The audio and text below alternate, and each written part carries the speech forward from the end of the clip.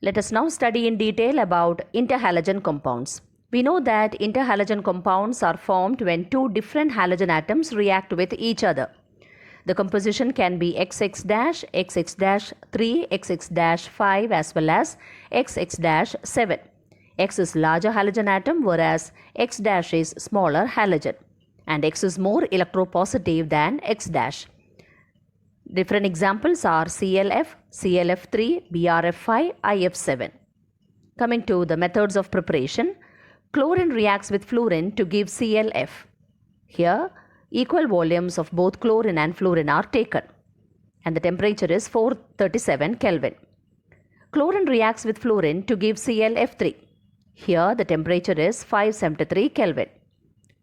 Now, what are the properties of interhalogen compounds? They are covalent. They are diamagnetic. Diamagnetic because they do not contain any unpaired electrons. Interhalogen compounds are more reactive than halogens. We can say that ICl is more reactive than iodine. What is the reason? It is because the XX- bond in interhalogen compound is weaker than the XX bond present in halogen. Now let us see how an interhalogen compound reacts with water. XX- plus water gives HX- plus HOX. Uranium can react with ClF3 to give UF6 and ClF. Now coming to the shape of various interhalogen compounds. ClF3, BrF3, IF3 are bent T-shaped. IF5 and BrF5 are square pyramidal, whereas IF7 is pentagonal bipyramidal. Let us now discuss about group 18 elements. These elements are also known as noble gas elements or group 0 elements. The various elements belonging to group 18 are helium, neon, argon, krypton, xenon, radon and oganesson. Coming to the occurrence of group 18 elements, all these elements occur in the atmosphere except radon and oganesson. Helium and neon occur in pitchblende as well as monazite. Natural gas is the commercial source of helium. Radon is obtained from radium, whereas oganesson is obtained from californium. Group 18 elements have Ns2np6 outer electronic configuration, or they have octet configuration in their outermost shell.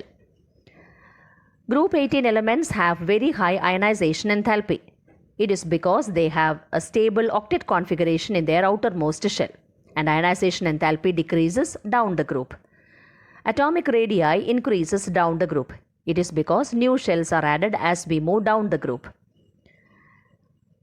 Noble gas elements or group 18 elements have octet configuration. So these elements will not show any tendency to accept an electron. Hence, they have very large positive electron gain enthalpy. Next, we shall discuss about the physical properties of group 18 elements. They are monoatomic. We know that neon molecule is monoatomic. Helium molecule is monoatomic. So they are monoatomic molecules. They have low melting and boiling points. It is because of the weak dispersion forces that they have low melting and boiling point. Chemical properties of group 18 elements. Group 18 elements are found to be least reactive because they have stable Ns2np6 outer electronic configuration. They have octet configuration in their outermost shell. These elements have high ionization enthalpy and positive electron gain enthalpy, which shows that their tendency to gain an electron or lose an electron will be very less. Hence, they are least reactive. The first compound to be prepared was XaPtF6 by Neil Bartlett. XaPtF6 was found to be similar to O2PtF6. It is because ionization enthalpy of oxygen and xenon are almost identical. So Neil Bartlett first prepared O2PtF6 and then oxygen was replaced by xenon in the compound because ionization enthalpy of oxygen and xenon was almost identical. Let us now discuss about various compounds of xenon. Xenon reacts with fluorine to give xenon difluoride. The temperature maintained is 673 Kelvin and pressure is 1 bar. Xenon is taken in excess. If xenon and fluorine is taken in the ratio 1:5 At a temperature of 873 Kelvin and 7 bar pressure, the product obtained is xenon tetrafluoride. If xenon and fluorine is taken in the ratio 1:20, and if the temperature is 573 Kelvin and 60 to 70 bar pressure, the product obtained is xenon hexafluoride. Xenon tetrafluoride XeF4 can react with O2F2 to give xenon hexafluoride and oxygen. Hydrolysis of xenon difluoride.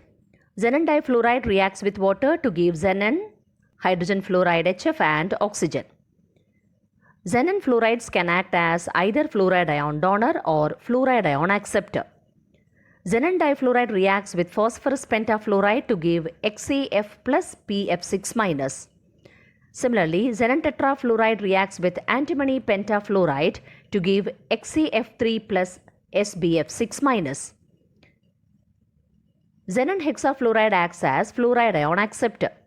So it reacts with sodium fluoride to give Na plus XeF7 minus.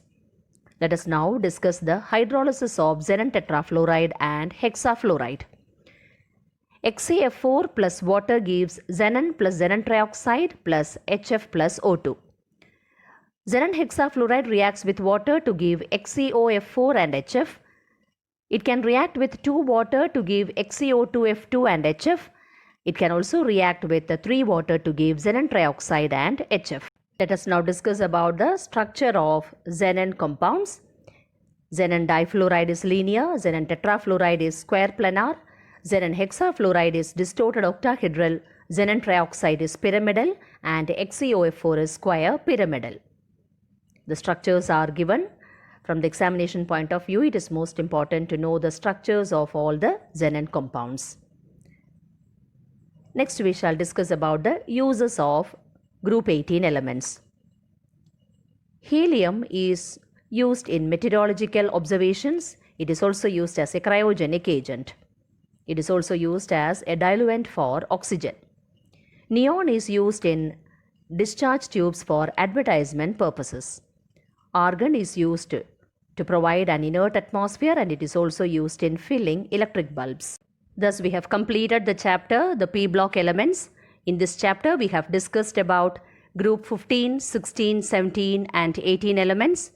I hope that each one of you will make sincere efforts to give your best in the board examination.